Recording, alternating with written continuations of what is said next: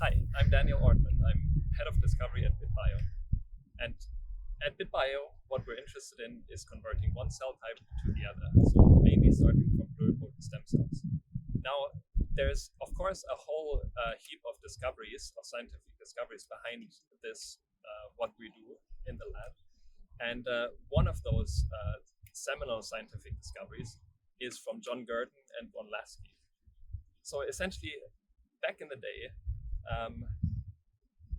their main question was about, do all the cells in the body have the same genetic information in them? So that was a question that was at that point unanswered, and even the concept of DNA wasn't fully discovered yet. So then they did a series of experiments where they actually transferred a nucleus from one cell to an oocyte, and then could prove that each of the nuclei from terminally differentiated cells had the potential to give rise to an entire organism again by means of transplanting them in the oocyte. So basically, this discovery really proved the point that all the genetic information was still in each and every differentiated cell. And what's the beautiful thing about this is also it's one of those serendipitous discoveries, right?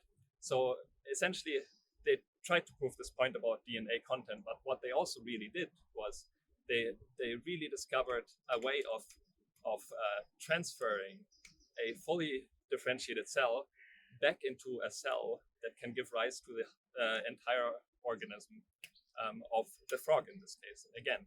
And so this is actually like one of the first discoveries that would really show that you can go back in time and really reverse the process of cell specification and really go from a fully differentiated cell back to a cell that has the potential to then give rise to every other cell. And so this is really the fundamental process of changing a cell type from one type to the other.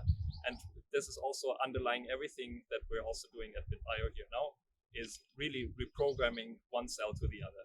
Back in the day, it was really done with the environment of the cell. So, the enucleated oocyte provides all the factors that are responsible for the reprogramming. And later on in the process, of course, Yamanaka and others have shown that if you really understand the process and you're getting behind of what are the crucial factors that are responsible for this reprogramming process, then you can actually, in a more controlled way, really determine cellular fate by only a few factors that you're adding to a cell. And this is actually the fundamentals of what we're doing